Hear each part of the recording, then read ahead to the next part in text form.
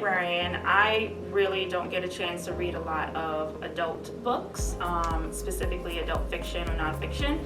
And so I'm taking the time to do that this time around. And the book I'm reading now is by Shonda Rhimes, who is not only the amazing creator of Grey's Anatomy, but she's the author of Year of Yes, How to Dance It Out, Stand in the Sun, and Be Your Own Person. And I think a lot of times we just have trouble saying yes because it's really easy to say no. So it's a book that I'm enjoying. I'm in the first part of it, and though we do have it in our collection, it's a book that I'm listening to through Libby. And so if you want a book to read, it's really a good choice, and we have it available here at SOPL. I remember a professor in college, a published author herself, saying she didn't understand why people did not read books more than once.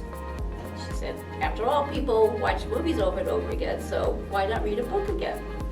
And I've tried to stick to that, at least rereading something once a year. I can't say I've done it every year since college, but this summer, the Wall Street Journal recommended rereading A Tree Grows in Brooklyn, which I probably have read at least 2 or 3 times previous to this summer, but I decided to read it again. And does it hold up to time?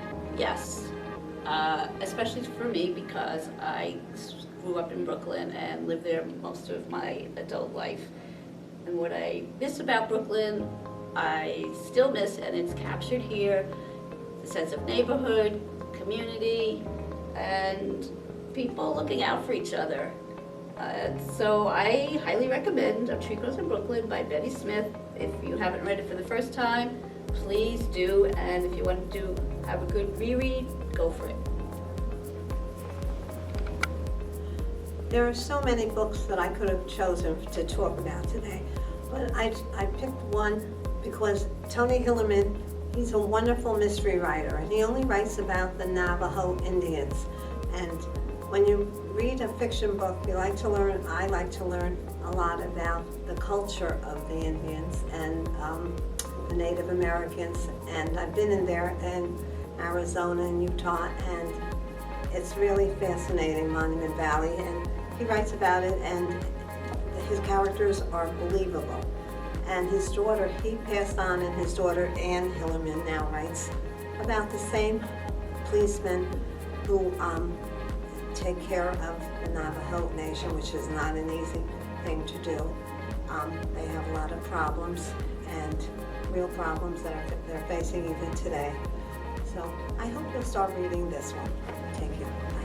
Hi, I think that one of the most interesting books I've read, not just in the past couple months, but in the past several years, is The History of White People by Nell Irvin Painter. This is a class she has taught at Princeton University, developed out of research she's done, and yes, it's an academic book, but it's very readable, and it's just full of so many ideas, so much history, so much research, so many ways to think about how people have always found reasons to look down on other people or to maintain their superiority, and beginning with ideals of beauty and going into eugenics and degenerate families and convicts and slavery.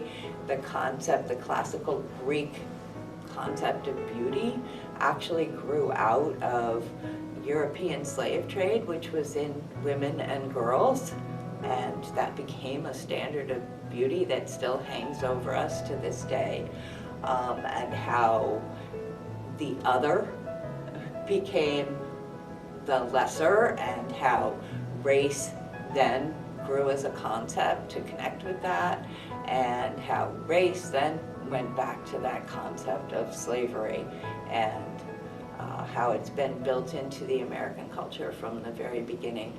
I can't recommend this book highly enough. There are lots of footnotes and things like that which you can or cannot read, but it is very readable. I read it chapter by chapter and allowed time to process and think in between, and I highly recommend it.